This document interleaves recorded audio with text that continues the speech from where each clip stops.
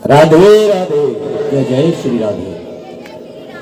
नारद जी ने सबसे पहले कथा कब सुनी ये मैं बाद में बताऊंगा, लेकिन हमारे सैनी जी भोले बाबा के बड़े भक्त हैं, नरेंद्र सैनी जी। एक भोले बाबा की मुझे कथा याद आ गई, तो उसके बाद ना आप याद करोगे, सोचोगे कि कोई कुछ भी कहे हमें तो कन्हैया के लिए नृत्य करना है, क्योंकि ये दुनिया वाले तो भगवान को भी नहीं छोड़ते, आपको क्या छोड़ेंगे, है ना। सुनो ध्यान से। हाँ सैनी साहब आ गए यादव जी, आप भी ध्यान से सुनिए। एक बार की बात है, भोले बाबा और पार्वती जी अपने नंदी पर सवार होके विचरण करने के लिए निकले। संध्या के समय हमारे भोले बाबा निकलते हैं, है ना, आपने सुना होगा विचरण करने के लिए गढ़ों के साथ में, लेकिन गढ़ नहीं थे, गढ़ कहीं चले गए। कि भोले बाबा ने कहा चलो नंदी पे सवार होके हम दोनों ही चलते हैं, और नंदी पे सवार होके कहां पर पहुंचे, इधर देखो सब लोग, कहां पहुंचे, फ्रेंड्स एनक्लेव में। फ्रेंड्स एनक्लेव में पहुंचे भोले बाबा, और दोनों बैठे थे बैल नंदी के ऊपर। तो फ्रेंड्स एनक्लेव वालों ने देखा, और फ्रेंड्स एनक्लेव वाले कहने लगे बेचारा बूढ़ा सा बैल, मुंह से झाग निकल रहा है, और बिल्कुल दया तो आजकल रह ही नहीं गई है। दोनों को देखो कैसे चढ़ के सवार, बिल्कुल ही दया नाम की तो चीज नहीं रही। भोले बाबा ने पार्वती के कान में कहा कि सुनो, ये फ्रेंड्स एनक्लेव वाले कुछ कह रहे हैं, एक काम करो तुम उतर जाओ, मैं बैठा रहता हूं। पार्वती जी बेचारी नीचे उतर गई, और भोले बाबा चलने लगे। आगे पहुंचे कहां, नारायणी के घर की तरफ, मुंडका पहुंच गए उस तरफ। मुंडका चौक पर पहुंचे तो भगवान ने सोचा अब दुनिया वाले कुछ कहेंगे नहीं, अब तो मैं बैठा हूं। लेकिन मुंडका वाले भी कम नहीं है, एक बार तालियां बजाइए मुंडका वालों के लिए भी। मुंडका वाले कहने लगे देखो आजकल कैसा जमाना आ गया है, पति धर्म तो रह ही नहीं गया है। बेचारी कोमल सी, पतली सी, छोटी सी, पतली सी, इतने तो जेवर पहन रखे हैं उसने, चला भी नहीं जा रहा, पैदल चल रही है, और इसको देखो लंबा चौड़ा हो के कैसे नंदी पर अकेले बैठा हुआ है। भोले बाबा ने पार्वती जी को बुलाया, कहा सुनो ये मुंडका वाले भी कुछ कह रहे हैं, एक काम करो मैं उतर जाता हूं, तुम बैठ जाओ। अब मुंडका से आगे चले, फिर वो बोलेंगे पत्नी देख रही है, कौन सी जगह पड़ती है, नांगलोई पहुंच गए। फिर वो लोग पत्नी को देखो, नांगलोई पहुंच गए। अब सोचा कि चलो नांगलोई वाले तो कुछ नहीं करेंगे, लेकिन बाजार में घुस गए नांगलोई के, और वहां तो भीड़ लगी हुई थी। वहां भी दुकानदारों ने कहने लगे पत्नी व्रता धर्म तो रह ही नहीं गया है, महारानी को देखो चढ़ के सज धज के बैठी हुई है, और बेचारा पति जो है नीचे चल रहा है। भोले बाबा कहने लगे दुनिया वाले जीने देंगे या नहीं जीने देंगे। आगे चले, नांगलोई से भी आगे बढ़ गए, पीरागढ़ी की तरफ चले गए, मंगोलपुरी पहुंच गए। और हमारे बीच में पंडित जी आए हुए हैं, जोरदार तालियों से स्वागत कीजिए इनका। कल भी ये आए थे हमारे कहने से, और बड़ा अच्छा लगता है कि दूर से, और हमारे महानुभाव एक भैया हो रहे हैं, जोरदार तालियों से इनका स्वागत कीजिए, बहुत अच्छा लगता है। और एक बात आपको बता दें, शास्त्रों में लिखा है गिरजा संत समागम सभा लाभ कछु आन, बिन हरि कृपा न मिलहि सो गावत वेद पुराण। ये हरि की कृपा होती है तो संतों का हमारी कथा में आगमन हो जाता है, और जिस भागवत कथा राम कथा में संतों का आगमन हो गया, उस कथा में मैं आपको दिखा दूंगा साक्षात भगवान यहाँ जरूर प्रस्तुत हो जाएंगे, लेकिन उसके लिए शर्त है आपको नियम से कथा श्रवण करनी पड़ेगी।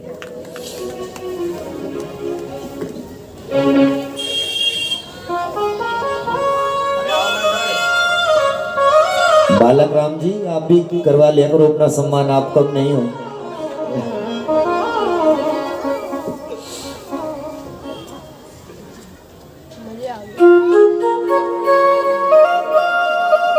तिलक की रोली दे दीजिए पंडित जी एक बार।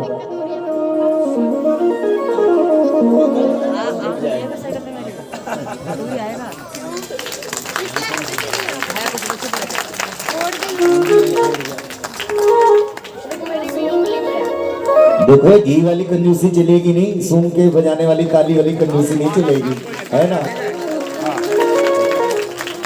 माला शाम को बहुत बहुत आभार हमारे दोनों भैया का, दोनों पंडित जी का हमारे बीच में आए, और व्यास गति से बहुत बहुत शुभकामनाएं और आभार प्रकट करता हूँ मैं। चलें भोले बाबा के पास चलें। कहाँ पहुंच गए थे भोले बाबा? पीरागढ़ी पहुंच गए थे। अरे वाह, बच्चों को याद है। भोले बाबा पहुंच गए कहाँ पर? पीरागढ़ी। पीरागढ़ी पहुंचे, दोनों बैठे नांगलोई में थे। नांगलोई में दुकानदारों ने कहा था कि पत्नी धर्म तो रह ही नहीं गया, देखो महारानी कैसे बैठी हुई है, और ये बेचारा बूढ़ा पति नीचे चल रहा है। तो भोले बाबा ने पार्वती जी को बुलाया और पार्वती जी से कहा एक काम करो, इधर देखो सब लोग, कथा समझ में नहीं आएगी नहीं तो। पार्वती जी से कहा एक काम करो, तुम भी उतर जाओ। अब दोनों नीचे उतर गए और पैदल पैदल नंदी के साथ में पीरागढ़ी की ओर चलने लगे। अब जब पीरागढ़ी पहुंचे तो भोले बाबा ने सोचा अब तो दुनिया वाले कुछ नहीं कहेंगे, लेकिन पीरागढ़ी वाले भी कम नहीं थे। कहने लगे बताओ, अकल नाम की चीज ही नहीं है, सवारी साथ में लेके चल रहे हैं और खुद पैदल चल रहे हैं, ये कोई बात है? भोले बाबा दोबारा बैठ गए दोनों, और फिर दोबारा बैठे नंदी पर, तो फिर वही प्रश्न। बेचारा बूढ़ा बूढ़ा बैल मुंह से झाग निकल रहा है, दया नहीं धर्म नहीं। भोले बाबा को गुस्सा आया। भोले बाबा ने क्या किया, नीचे उतर गए और नंदी को ही अपने सर पे रख लिया, और वापस फ्रेंड्स एनक्लेव आ गए कि चलो यहाँ वाले तो पहले बातें बनाते थे, अब नहीं बनाएंगे। तो इस बार पता है फ्रेंड्स एनक्लेव वालों ने क्या कहा? फ्रेंड्स एनक्लेव वालों ने कहा इनको देख लो, दुनिया सवारी पर बैठ के चलती, इन्होंने सवारी को सर पे रखा हुआ। तो कहने का तात्पर्य और भाव ये है कि कान्हा जी के जब भी भजन हो, कीर्तन हो, तो ताली बजाने में और भजन कीर्तन करने में, नृत्य करने में कभी शर्माना नहीं चाहिए। और आपको कोई कुछ भी कहे, बाहर के लोग कोई बड़ी आई कथा सुनने वाली, आपका यदि नियम है कथा सुनने का, तो आपके नियम से न जाने आपको क्या मिल जाए। अब जो मैं बात बताने जा रहा हूं वो श्रवण कीजिए, क्योंकि जो 3 दिन की कथा चलती है ना, इसमें कुछ ज्ञान पूर्वक बातें ही बताई जाती हैं, कुछ समझाने के लिए। एक आदमी था, ये इसलिए बता रहा हूं कि इस कथा को सुनने के बाद आप कल से जरूर नियम से श्रवण करने आएंगे कथा। ये बात मैं कल बताने वाला था, लेकिन आरती का समय हो गया था। यह आदमी परेशान था, गरीब था, और कुछ लोग ऐसे भी होते हैं हमारे समाज में, परेशानी आती रहती है लेकिन फिर भी भगवान को मानते नहीं, लेकिन उनका घर फिर भी चलता है। क्यों? क्योंकि उनकी धर्म पत्नियां पूरा धर्म निभाती हैं, पूजा पाठ करती हैं। और एक बार हमारे देश की माताओं बहनों के लिए जोरदार तालियां बजा दीजिए। जो हमारा सनातन धर्म आज जिस मजबूती पर पहुंचा है, ये हमारी माताओं बहनों का ही काम है। परिवार में 5-7 लोग होते हैं, लेकिन सबसे ज्यादा पूजा पाठ यदि कोई करता है तो कौन करता है? माताएं बहनें हमारी करती हैं। और कलयुग के कुछ लोग भी हैं जो पूजा पाठ करते हैं, लेकिन उनका पूजा पाठ करने का ढंग अलग होता है। आप लोगों के लिए तालियां। लेकिन पता है आरती में एक लाइन आती है, क्या आती है? सुख संपत्ति घर आवे, कष्ट मिटे तन का। बोलते हैं ना, सुख संपत्ति घर आवे, कष्ट मिटे तन का, सब कुछ मांग लेते हैं। और एक लाइन और बोलते हैं, तेरा तुझको अर्पण क्या लागे मेरा। ओम जय ऐसे करते हैं। कुछ लोग ऐसे भी होते हैं, मैं आपकी तो भक्ति की बात, लेकिन कुछ लोग होते हैं आरती कैसे करते हैं, सुख संपत्ति घर आवे कष्ट मिटे तन का, और भगवान की तरफ देख के कहते हैं मेरा मुझको दे दो क्या लागे तेरा, और प्रभु पड़ोसी का भी मेरा। तो कुछ कलयुग के ऐसे भक्त भी होते हैं, लेकिन भक्ति करनी चाहिए। अब मैं वो बात आपको श्रवण कराता हूं, जो आदमी नहीं मानता था और जिसकी पत्नी पूरा धर्म करती थी, कथा नियम से सुनने जाया करती थी। पत्नी बहुत कहती थी जाओ कथा सुनने से, कथा सुनोगे तभी लक्ष्मी हमारे घर आएंगी, क्योंकि नारायण की कथा है और लक्ष्मी उनकी धर्म पत्नी है। पति कभी नहीं गया, लेकिन जैसे आपने यहाँ कथा का आयोजन किया है मिलके, इसी तरह उसके नगर में भी एक भागवत कथा बैठ गई और ऐसे ही लगी। पत्नी ने कहा अब तो अपने नगर में ही कथा बैठ गई है, अब तो जाके सुन लो एक दिन। वो आदमी पत्नी के कहने से आया तो, लेकिन बाहर से ही उधर से आया और गेट के अंदर भी नहीं आया, उधर से निकल गया। ये बात मैं आपको इसलिए कह रहा हूं कि इन 7 दिनों में ना जाने मेरे मुख से, मेरी वाणी से आपके लिए कौन सी अच्छी बात निकल जाए, उससे आपका जीवन सुधर जाए। और आप कल 11 बजे का समय था और 11:30 आई, और कल के बाद आप 6 दिन बराबर आई, लेकिन क्या पता आपके लिए मैंने कल उस 11:30 से पहले ही कोई बात बोल दी हो। इसलिए नियम से कथा श्रवण करनी चाहिए। वो आदमी बाहर से निकल गया। उस समय व्यास जी एक नियम बता रहे थे। व्यास जी कह रहे थे कि इंसान के जीवन में कोई ना कोई नियम जरूर होना चाहिए। कैसा भी नियम हो, यदि वो नियम से कोई काम करेगा, और भागवत सुनने का नियम कुछ बता रहे थे कि 7 दिनों में उसको फल जरूर मिलेगा। उस आदमी ने सिर्फ इतनी सी बात सुनी और घर चला गया। शाम को पत्नी से कहने लगा कथा सुनाया हूं, कुछ नियम की बात बता रहे थे। तो पत्नी ने कहा आज से कथा का पहला दिन है, मेरे कहने से तुम 7 दिन का कोई नियम बना लो भगवान का। कहने लगा ये भगवान की पूजा वगैरह मुझसे नहीं होगी। पत्नी ने कहा तो कोई एक नियम बना लो जो तुमसे हो सके। तो जानते हो उसने कैसा नियम बनाया? पहले तो पत्नी से कहने लगा हमारे घर कुछ फायदा तो होता नहीं है, नारायण की कथा भी मैं सुन के आ गया हूं, मैं तो जब मानूं जब कुछ भला हो। पत्नी ने कहा भले मानुस एक बार नियम बना के तो दे। उस आदमी ने एक ऐसा नियम बनाया, ना तो उसको स्नान करना पड़ता था, ना पूजा करनी पड़ती थी। वो आदमी सुबह उठता था और उसके घर के सामने एक कुम्हार रहता था। उसने नियम ये बनाया कि मैं जब भी सुबह मेरी आंख खुलेगी सबसे पहले मैं आंख खोल के कुम्हार के दर्शन कर लूंगा। इतना आसान नियम बनाया उसने। कुछ करना था उसको, कुछ भी नहीं, आंख ही तो खोल नहीं थी, कुम्हार देखना। पहला दिन बीता, दूसरा दिन बीता, तीसरा दिन, चौथा दिन, 5वां दिन और 6ठे दिन रुक्मणी विवाह था। भागवत कथा में रुक्मणी विवाह होना था। 5 दिन का नियम बनाते बनाते उसका नियम बन गया था कुम्हार को देखने का।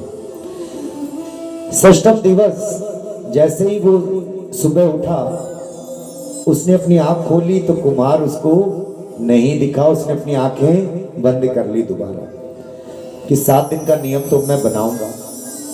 और ये पत्नी ज्यादा मुझसे कहती ना 7 दिन बनाओ, कुछ ना कुछ भला होगा, देखता हूं मैं भी। जबरदस्ती का नियम बनाया था उसने। अब वो आंख बंद करके कुमार के सामने घर पर गया और उसकी पत्नी से आंख बंद करके ही पूछा कि आपके स्वामी कहाँ गए? पत्नी ने कहा मिट्टी खत्म हो गई थी, पास के खेत में मिट्टी लेने के लिए गए हुए हैं। उसने आंख बंद की, कहता चलो कोई बात नहीं, खेत भी बगल में है, खेत में जाके दर्शन कर लेते हैं। इधर वो जो कुम्हार था मिट्टी लेने गया था, फावड़े से जमीन खोद रहा था। ध्यान से श्रवण करना। जमीन खोद रहा था तभी कुमार को कुछ टकराने की आवाज आई फावड़े से। कुम्हार ने जैसे ही जमीन के अंदर देखा तो सोने की गिन्नियों से भरा हुआ एक कलश था। कुम्हार ने वो कलश निकाल लिया, लेकिन कुम्हार ने देखा कि अभी नीचे एक और कलश दिख रहा था उसको। कुम्हार दूसरा कलश निकालने वाला था और इधर से कौन आ रहा था उसको देखने के लिए? वो आदमी आंख बंद करके कि मैं तो देख के रहूंगा चाहे कुछ भी हो जाए। जैसे ही किसान ने वो कलश दूसरा निकाला और इस आदमी ने अपनी आंखें ऐसे खोली और ये आदमी दूर से देख के कहने लगा, देख लिया मैंने तुझे देख लिया। तो कुमार कहने लगा, भैया 2 कलश हैं, चिंता मत करो, किसी को बताना नहीं, एक कलश मेरा और एक कलश तेरा। कलश लेके घर पे आया, पत्नी ने कहा, भले मानुस, मेरे जबरदस्ती कहने से तू कथा में गया और बाहर से ही व्यास जी का एक शब्द सुन के आया, तो अभी तो 7 दिन पूरे नहीं है, लक्ष्मी विवाह के दिन ही हमारे घर लक्ष्मी आ गई। यदि तू मन से कथा सुनेगा तो ना जाने गोविंद क्या कल्याण करेगा। इसलिए हमने सारा जीवन बिता दिया इधर उधर बातों में, परिवार में। आपके साथ कुछ भी अच्छा हो, बुरा हो, गलत हो, केवल एक बात ध्यान रखिए, प्रभु ना गलत चाहता हूं ना सही चाहता हूं, जो तुम चाहते हो मैं वो ही चाहता हूं। और प्रभु तुम्हारी ही हाँ में मेरी हाँ है और तुम्हारी नहीं में नहीं चाहता हूं।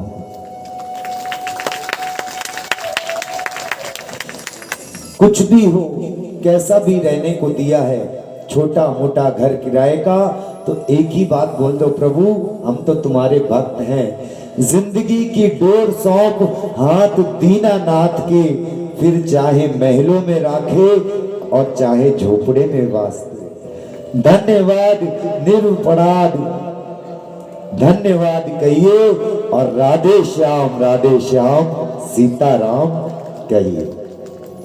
ऐसा मान के यदि आप कथा को श्रवण करते हैं भक्तिपूर्ण, तो आपको कथा जरूर फल देगी। और जो लोग मनोरंजन समझ के आएंगे, पोथी समझ के आएंगे, ये सिर्फ पोथी है, इसको कोई भी पोथी किताब समझने की गलती नहीं करे, क्योंकि ये क्या है, 11वें स्कंद में श्रीमद् भागवत में आगे आपको श्रवण कराऊंगा। जब श्री कृष्ण भगवान अपनी लीला करने के पश्चात वैकुंठ को प्रस्थान कर रहे थे, तो उद्धव ने हाथ जोड़ के कहा, प्रभु आप तो जा रहे हैं, धर्मम कम शरणम गता, ये धर्म किसकी शरण में जाएगा? तब प्रभु ने कहा, उद्धव बिल्कुल भी चिंता मत करो, अपनी आंखें बंद करो। उद्धव ने आंखें बंद की और जैसे ही आंखें खोली तो उद्धव ने देखा कि भगवान के दिव्य शरीर से एक ज्योति प्रकट हुई और आसमान के 7 चक्कर लगा के साक्षात श्रीमद् भागवत बन के प्रकट हुए। श्रीमद् भागवत में ही एक बात लिखी है, श्रीमद् भागवताख्योयम प्रत्यक्ष कृष्ण एवं ही। ये कोई पोथी नहीं है, साक्षात श्रीमद् भागवत जो है कृष्ण का प्रत्यक्ष रूप ही है। कृष्ण भगवान ने कहा, उद्धव मैं तो चला जाऊंगा, लेकिन जब घोर कलयुग आएगा और आने वाले समय में मेरी यही भागवत वेद व्यास जी के द्वारा रचित की जाएगी और सुखदेव जी के मुख से परीक्षित को सुनाई जाएगी, और घोर कलयुग में मैं तो नहीं रहूंगा, लेकिन ऐसे ऐसे अपने व्यास तैयार कर दूंगा जो आने वाले कलयुग के लोगों को मेरी वाणी सुनाते रहेंगे। बोलिए राधे राधे। और एक बात मैं और बता दूं आपको, मैं कुछ भी नहीं हूं जो आपको कुछ श्रवण करा रहा हूं, मैं आपको अपने आप को कुछ भी नहीं मानता, लेकिन एक चीज जरूर मानता हूं, जो भी मैं बोल रहा हूं, जो भी मैं कह रहा हूं, मैं अपने आप को लकड़ी की बनी हुई एक बांसुरी जरूर मानता हूं, जिसमें कई छेद हैं, कई कमियां हैं, लेकिन जब मैं इस गद्दी पर बैठता हूं तो मेरे कन्हैया मुझे अपनी गोद में ले लेते हैं, अपने हाथों में लेते हैं, अपने होठों से लगाते हैं और कृष्ण कन्हैया जैसी फूंक मारते जाते हैं वैसे मैं आपके सामने बजता जाता हूं।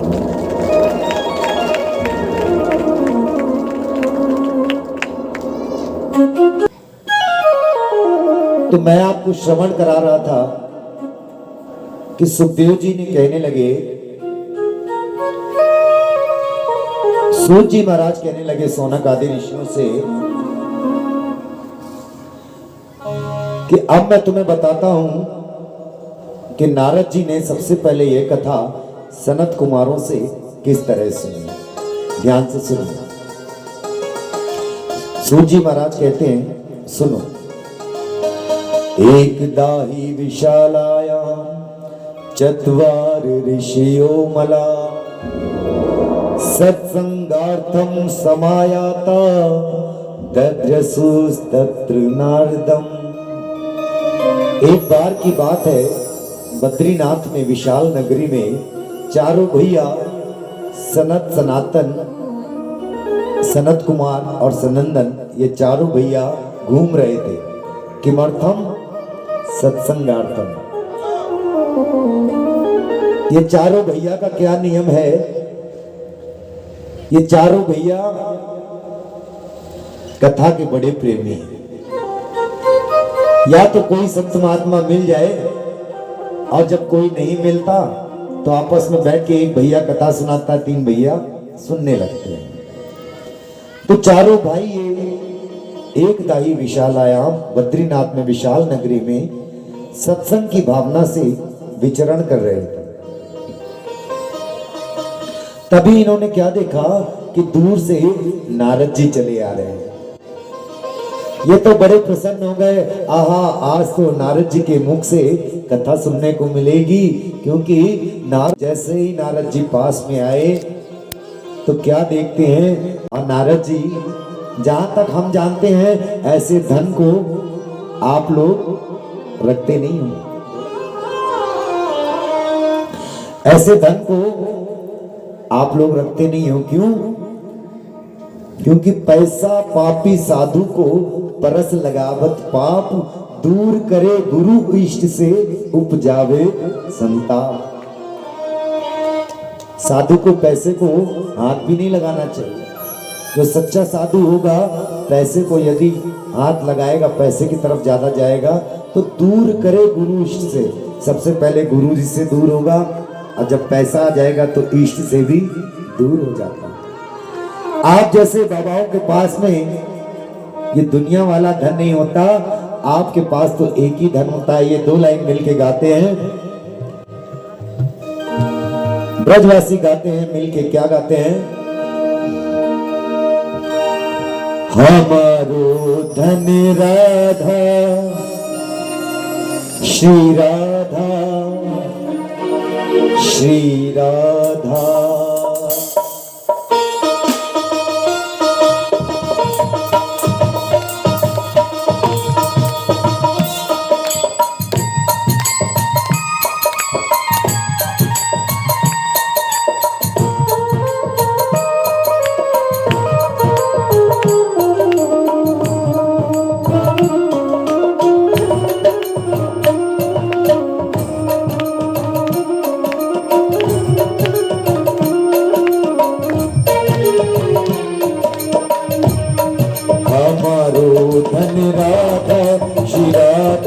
श्री राधा हमारो धन राधा श्री राधा श्री राधा हमारो धन राधा श्री राधा श्री राधा हमारो धन राधा श्री राधा श्री राधा परम धन राधा राधा राधा राधा राधा परम धन राधा राधा राधा राधा कृष्णान दुलारी राधा राधा राधा राधा राधा शिवान दुलारी राधा राधा राधा राधा राधा हमारो धन राधा श्री राधा हमारो धन राधा राधा श्री राधा श्री राधा, हमारो धन राधा श्री राधा श्री राधा। बाबा आपका नाम धन तो कुछ और होता है, पर आप क्यों व्याकुल हैं ये बताइए। इदानीं शून्य चित्तो असि गत विद्धो यथा जना, तदेव मुक्त संगस्य लोचितम वद कारणम। आप कारण बताइए नारद जी। तब नारद जी ने सनत कुमारों से अपने आने का कारण बताया। नारद जी कहते हैं, भैया जिस तरह आप सत्संग के प्रेमी हैं, उसी तरह मैं भी कथा सत्संग सुनने का बहुत प्रेमी हूं। और केवल पृथ्वी लोक ही एक ऐसा लोक है जिसमें सत्संग कथा सुनने को मिलती है। और आप भी सुन लो, जितने ही और लोग बने हैं ना, स्वर्ग लोक, बैकुंठ लोक, ये सारे भोग भूमि है। जो कर्म आप यहाँ पर करोगे इस लोक में, उसको भोगने के लिए सारे लोग बनाए गए हैं। केवल कर्म भूमि ये भारत भूमि है, पृथ्वी कर्म भूमि है। नारद जी कहने लगे कि मैं तीनों लोकों में विचरता हुआ सत्संग सुनने की भावना से पृथ्वी को सर्वोत्तम मान के पृथ्वी पर आया। अहम तु पृथ्वीं यातो ज्ञात्वा सर्वोत्तमामिति, पुष्करम च प्रयागम च काशी गोदावरीम तथा। पृथ्वी को सर्वोत्तम मान के मैं यहाँ पे आया और सारी जगह गया, सारी नदियों के पास गया और सारे तीर्थों में भी गया। कहाँ कहाँ गए बाबा? हरि क्षेत्रम कुरुक्षेत्रम श्रीरंग सेतु बंधनम एवमादिशि तीर्थेषु ब्रह्ममार इतस्तथा। मैं दक्षिण के बड़े बड़े मंदिर, श्रीरंग सेतु बंधन, हरि क्षेत्र, कुरुक्षेत्र, सारी जगह गया, लेकिन कहीं भी मन को शांति नहीं मिली। नापस्य कुत्रचित् चर्म मना संतोष कारणम कलीना अधर्म मित्रेण धरेयम बाध्यते धुना। कलयुग के मित्र अधर्म ने सबके ऊपर अपना कब्जा कर रखा है। हर घर में कलेश हो रहा है, लड़ाई झगड़ा हो रहा है, भाई भाई को दुश्मन बना हुआ बैठा हुआ है। अब मित्र सुदामा सा कहीं यार नहीं मिलता और भैया बलदाऊ सा कहीं प्यार नहीं मिलता। सत्यम नास्ति तपा सोचम दया दानम न विद्यते उदरम भरिरो जीवा बराका कूट भाषणा। अपना उदर भरने के लिए जीव कूट भाषणा, पूरा पूरा दिन झूठ बोलते रहते हैं। मुझे कहीं भी शांति नहीं मिली। तीर्थों में जाके क्या देखता हूं? तीर्थों में भी पाखंड बस गया है। पाखंड निर्ता संता। पाखंड किसे कहते हैं? पाप का ही एक भाग होता है, उसे पाखंड कहते हैं। आप में से वृंदावन कितने लोग गए? मैं भी हर महीने जाता हूं और पिछले महीने तो एक महीने में 2 बार हो आया। लेकिन वहां जाके जब बांके बिहारी के आप दर्शन करोगे तो आपको भीड़ में कुछ लोग मिलेंगे, अंदर से दर्शन करवा दे, है ना पंडित जी? अंदर चलो, स्पेशल दर्शन करा दे। तीर्थों में भी पाखंड का वास हो गया है। आप बच्चे का मुंडन कराने किसी गढ़ गंगा या कहीं चले जाओ, ऐसे लूटने लगते हैं, पकड़ने लगते हैं, लोगों को छोड़ते नहीं है। सारों के बारे में नहीं कह रहा, लेकिन कहते हैं कि एक मछली पूरे तालाब को गंदा कर देती है। और इस वजह से ही हमारे देश के, हमारे भारत के कुछ सच्चे संत हैं, वो भी बदनाम हो जाते हैं। तीर्थों में पाखंड का वास हो गया है। नारद जी कहने लगे, मैंने सोचा चलो तीर्थों को छोड़ते हैं, गृहस्थ में जाके देखते हैं, वहां तो कुछ शांति मिलेगी। लेकिन गृहस्थों में जाके मैंने क्या देखा, अब नारद जी बताते हैं। तरुणी प्रभुता गे जो नई नवेली बहू होती है ना, तरुणी, आजकल वो घर में तो आ जाती है,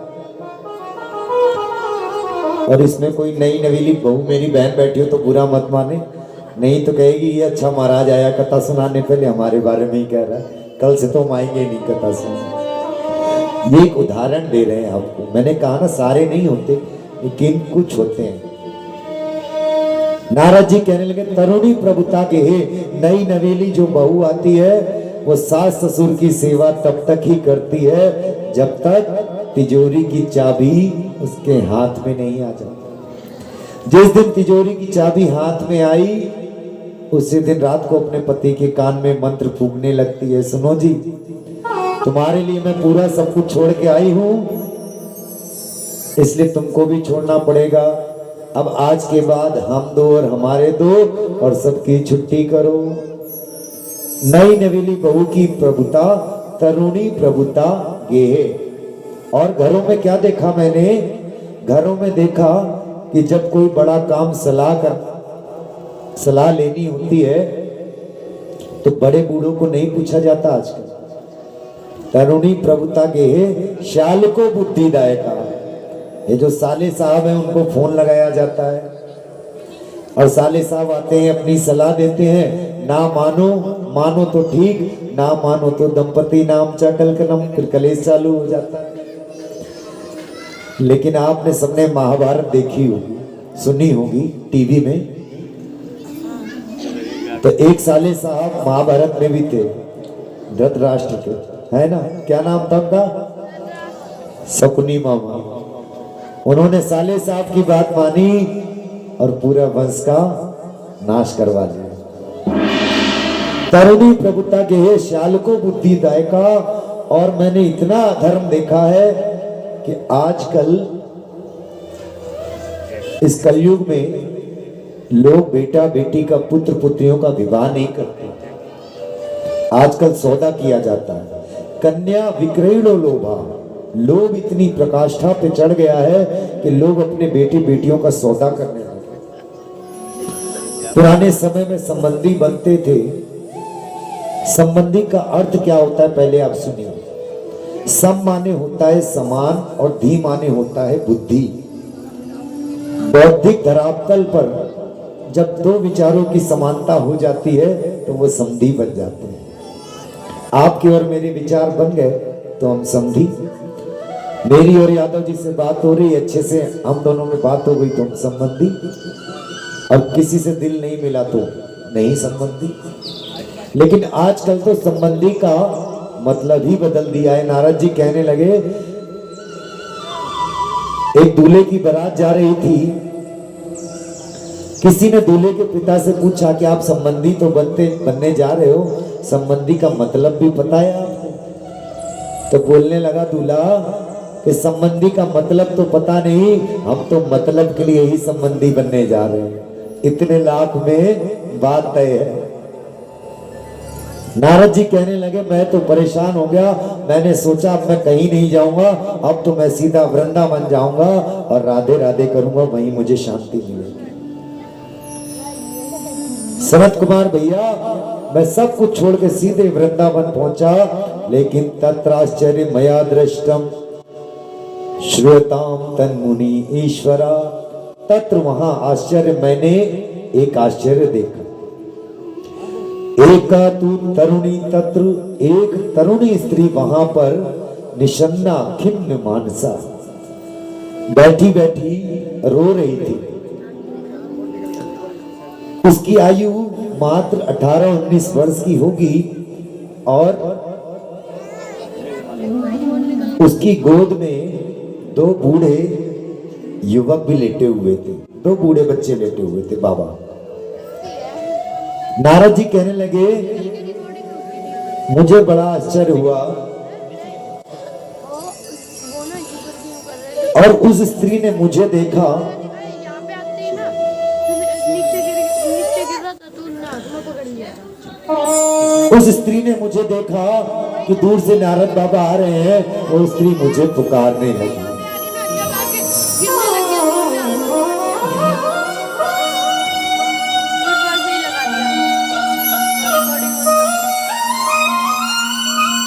वो स्त्री कहने लगी मुझे देखकर, भो भो साधो क्षणं तिष्ठा मच्चिन्तामपि नाशया दर्शनं तव लोकस्य सर्वथा अघरं परम। वो साधु क्षणम तिष्ठा है, साधु महात्मा थोड़ी देर के लिए ठहर जाइए और मेरी पीड़ा को दूर कीजिए। नारद जी कहने लगे, मैं उसके पास गया और उसका परिचय पूछा उससे।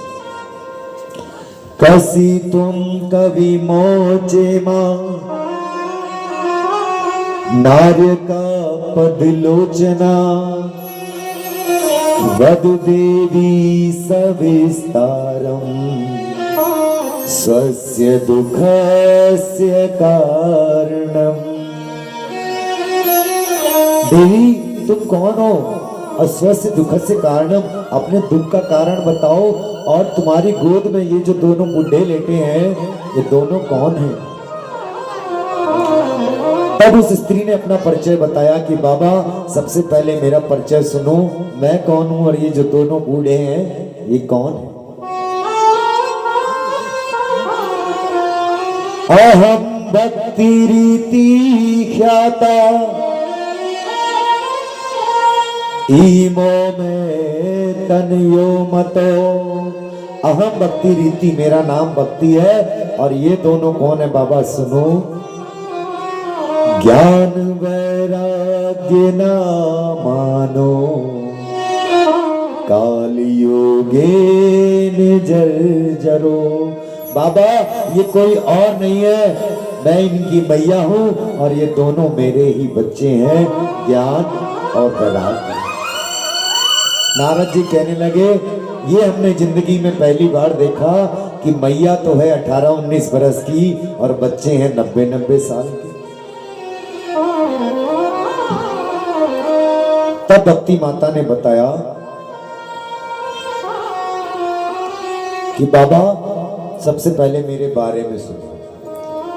उत्पन्ने द्रविड़ा सा अहम वृद्धिम कर्नाटके गता क्वचिन क्वचिन महाराष्ट्रे गुर्जरे जीर्णताम गता। मेरा जन्म दक्षिण में हुआ और कर्नाटक में मैं पली बड़ी, लेकिन जैसे जैसे आगे मैं अन्य क्षेत्रों में गई, इस समाज के कुछ पाखंडियों ने मेरे टुकड़े टुकड़े कर डाले। माता कहने लगी, नारद जी ये दोनों मेरे पुत्र हैं, ज्ञान और वैराग्य। जब समाज के पाखंडियों ने मेरे टुकड़े टुकड़े कर दिए और मेरे बच्चे जब बूढ़े होने लगे तो मैं अपने बच्चों को लेकर वृंदावन आ गई, क्योंकि वो तो मेरे प्रभु का धाम है। और वृंदावन आते ही मैं तो नवी नेव स्वरूपड़ी नई नवेली युवती बन गई, लेकिन मेरे दोनों बच्चे यहाँ पर आके बूढ़े हो गए। और बाबा जिस माँ के बच्चे दुखी हो उस माँ को तो पीड़ा होती ही है। और बाबा यदि मेरे बच्चे ठीक नहीं हुए ज्ञान वैराग्य, तो इदम स्थानम परित्यज्यम विदेशम गम्यते मया, मैं इस स्थान को भी छोड़ के विदेश में चली जाऊं। नारद जी ने क्षण भर ध्यान लगाया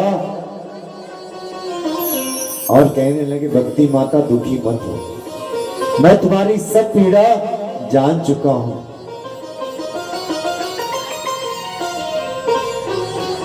ये घोर कलयुग आ गया है मैया, यहाँ पर भक्ति तो बहुत है, सब राधे राधे गाते हैं, लेकिन ज्ञान और वैराग्य की लोगों में कमी है। और जिस चीज की पूछ नहीं होती वो तो बूढ़े हो ही जाएंगे। वृंदावन में आप अपने पुत्र को लेके आई, यहाँ पर 80 साल के डोकरे भी राधे राधे कहते हुए मिल जाएंगे ठुमका लगाते हुए, लेकिन ज्ञान वैराग्य को पूछने वाला यहाँ कोई नहीं। इसलिए आप नवी नेव स्वरूपड़ी बन गई, लेकिन आपके पुत्र बूढ़े हो गए। वर्षे वर्षे क्रमा जाता मंगलम नापी दृश्यते। ज्यों ज्यों कलयुग बढ़ता जाएगा मंगल के दर्शन होने बंद हो जाएंगे। लेकिन धन्यम वृंदावनम तेना भक्ति नृत्यति यत्र चा। ये वृंदावन धन्य है जहां पर भक्ति नृत्य करती है। और वृंदावन धाम तो वैसे भी धन है। हरियाणी भाषा में भजन सुनोगे आप? निद्रा देवी क्यों आती है? कथा सत्संग जब आप सुनोगे निद्रा देवी क्यों आती है? जब राम जी और रावण का युद्ध हुआ, आपने रामायण भी सबने देखी है, टीवी में पढ़ी भी होगी, श्री रामचरितमानस। तो रावण का एक भाई था, कौन? जो 6 महीने सोता था। क्या नाम था उसका? कुंभकर्ण। और सबसे ज्यादा वो सोता था, इसलिए उसकी पत्नी का नाम है निद्रा देवी। श्री राम भगवान ने जब युद्ध में कुंभकर्ण को मार दिया तो निद्रा देवी बड़ी क्रोधित थी। गुस्सा होकर पहुंची श्री राम जी के पास में और कहने लगी, हे राम, तुमने मेरे पति का वध किया है, मेरे पति कुंभकर्ण को मारा है, मैंने भी तुम्हारे बैकुंठ में ताला नहीं लगवा दिया तो मेरा नाम भी निद्रा देवी। राम जी कहने लगे, देवी, हमारे बैकुंठ में तुम ताला कैसे लगवाओगी? कहने लगी, ये बताओ पहले बैकुंठ कौन जाता है? भगवान ने कहा, जो भक्त हमारे राम कथा कृष्ण कथा सुनते हैं, क्योंकि राम कृष्ण एक ही है ना, कल भी मैंने बताया था, राम कृष्ण दो एक है, अंतर नहीं निमेश, इनके नयन गंभीर है, उनके चपल विशेष, और जग में सुंदर हैं दो नाम, चाहे कृष्ण कहो या राम। राम जी कहने लगे, जो हमारी कथाएं सुनते हैं, देखो कितनी ज्यादा निद्रा देवी सवार हो रही हमारी माता जी के ऊपर, भगाते हैं आपकी निद्रा भी। जो हमारी कथा सुनते हैं वही लोग बैकुंठ जाते हैं। निद्रा देवी कहने लगी, बस आप जो लोग तुम्हारी कथा सुनने आएंगे, कृष्ण कथा सुनने आएंगे, व्यास जी तो कथा कहते रहेंगे, मैं उनके सर पे जाके सवार हो जाऊंगी। व्यास जी अपनी कथा कहते रहेंगे और भक्त लोग झोंके लगाते रहेंगे नींद के। और दो लोगों से तो बड़ा डर लगता है, यहाँ तो कम संख्या है, पता है किन लोगों से? माताओं बहनों से 2 तरह की आती हैं, एक घूंघट ओढ़ के और एक चश्मा लगा के। ये कब अपनी नींद पूरी कर ले ये कोई नहीं जानता।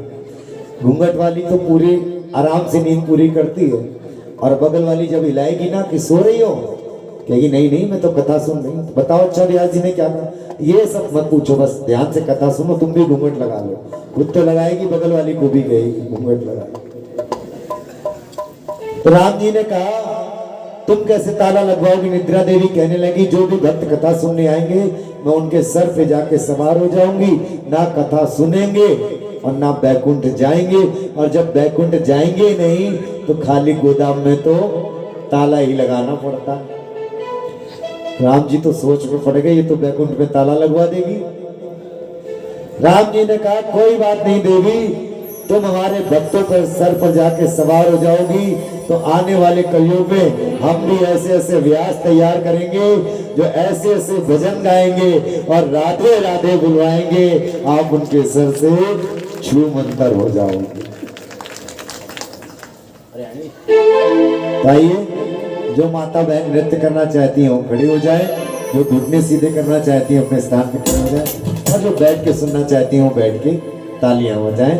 ये आपकी कथा है, जय जय श्री राम। आपके अपनों की कथा है, आपके भगवान की कथा है। और जिन जिनको हरियाणवी समझ में आती है हाथ खड़ा करो। हरियाणा की बहुत ज्यादा है।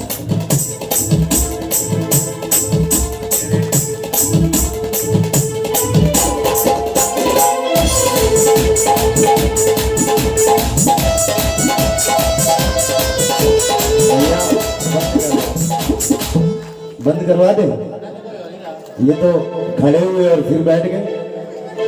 ऐसा मत करो, भगवान भी फिर ऐसे हाथ उठाई नहीं कर पाएगा, फिर पीछे खींच लेंगे। इसलिए एक बार सभी खड़े हो जाओ, सभी जो नहीं नृत्य कर पाते अरे एक बार सच सच बताना, भागवत जी के सामने झूठ नहीं बोलना।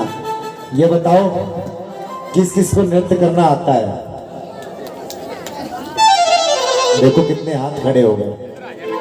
एक बार सभी हाथ ऊपर करो और बोलो महाराज हम सबको आता है नृत्य करना। चलो भैया आ जाओ।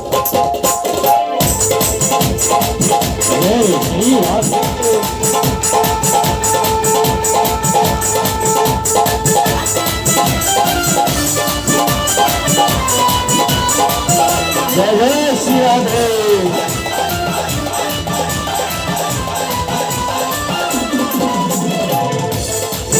तेरा कृष्ण कारारी रोपे सचारी, तेरा कृष्ण कारारी रोपे सचारी।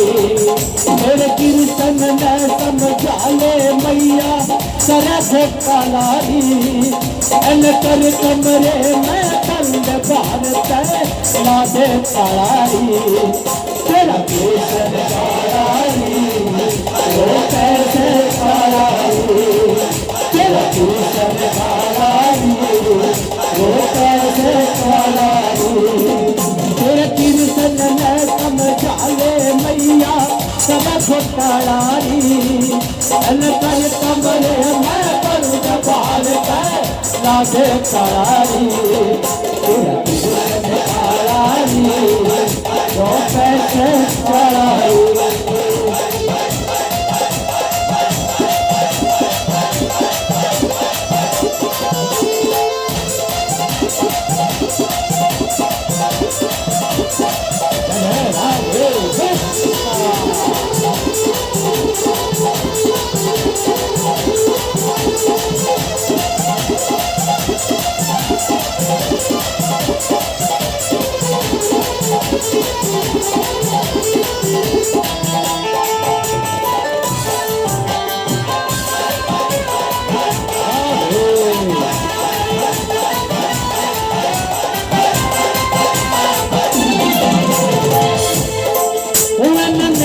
मटकिया थोड़ी थोड़ी थोड़ी, मेरी मटकिया थोड़ी थोड़ी थोड़ी। मेरी माँ यशोदा एन कैया मेरी मरोड़ी, मेरी माँ यशोदा मेरी कैया मेरी मरोड़ी। अरे तू बसी खड़ी पड़े मेरे ये धनी, अरे तू बसी खड़ी पड़े मेरे ये धनी।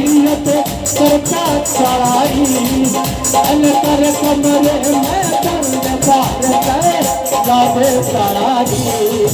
तेरा कृष्ण कारारी वो कैसे कारारी, तेरा कृष्ण कारारी वो कैसे कारारी। तेरे कृष्ण ने समझा ले मैया करे घोटालारी, एन कर कमरे में बंद भारत लादे तारी। तेरा कृष्ण कारारी वो कैसे कारारी।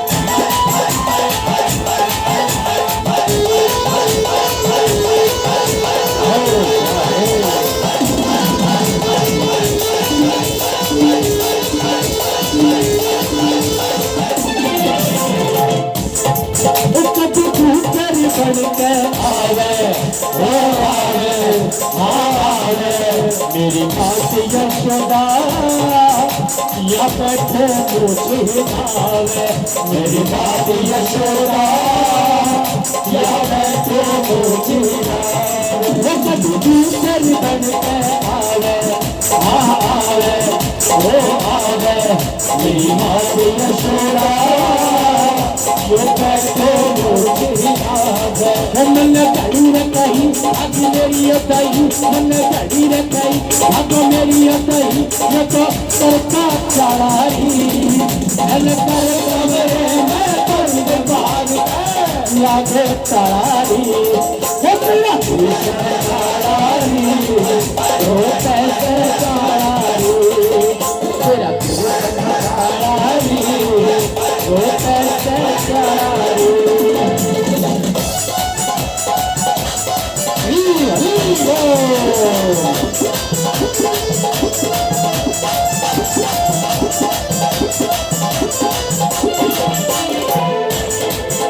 सावरी सूरत से मोहन दिल दीवाना हो गया सावरी सूरत से मोहन दिल दीवाना हो गया दिल दीवाना हो गया मेरा दिल दीवाना हो गया दिल दीवाना हो गया मेरा दिल दीवाना हो गया सावरी सावरी सावरी सूरत से मोहन दिल दीवाना हो गया सावरी सूरत से मोहन दिल दीवाना हो गया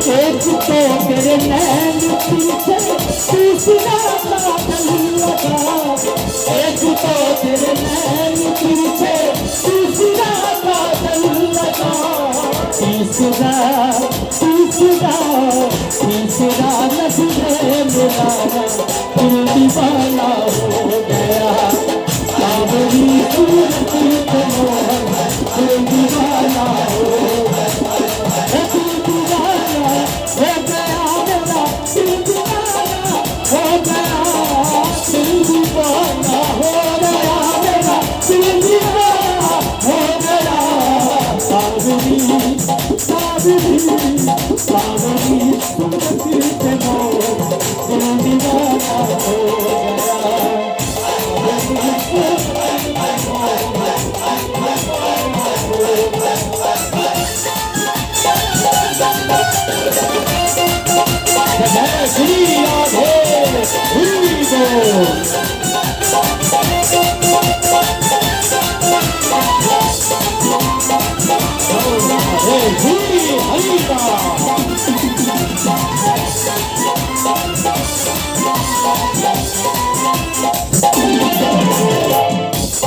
एक तो तेरे हाथ कोमल दूसरा लाली लगी एक तो तेरे हाथ कोमल दूसरा लाली लगी एक तो तेरे हाथ कोमल दूसरा लाली लगी एक तो तेरे हाथ कोमल दूसरा लाली लगी तीसरा तीसरा तीसरा बजाना दिल दीवाना हो गया सावरी सूरत से मोहन दिल दीवाना हो गया सावरी सूरत से मोहन दिल दीवाना हो गया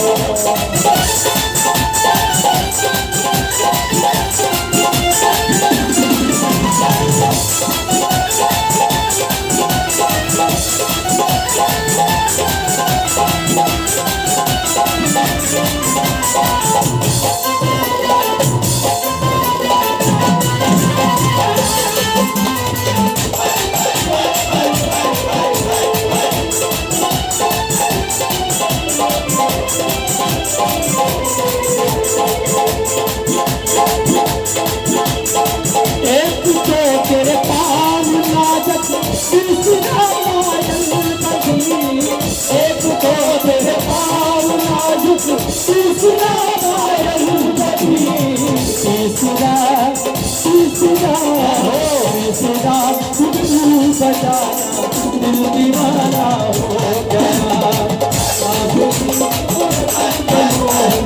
दिल दीवाना हो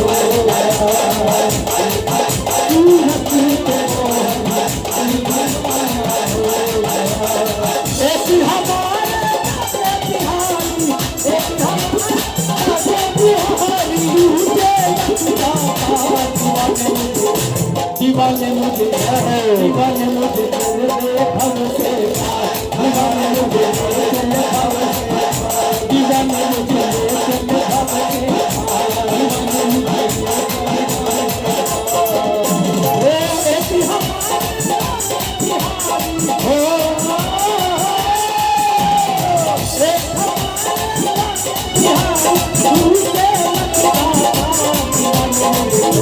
दीवाने मुझे दीवाने मुझे दीवाने मुझे तेरे भव से दीवाने मुझे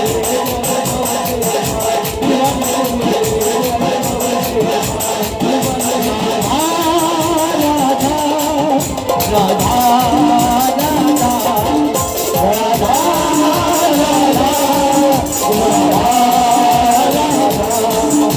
पहले हाथ करके राधे नाम की धुनी लगाएंगे जय राधे राधे जय राधे राधे राधे राधे राधे राधे राधे राधे राधे राधे राधे राधे जय राधे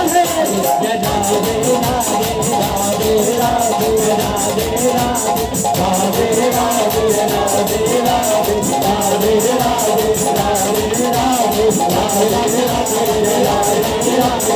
राधे राधे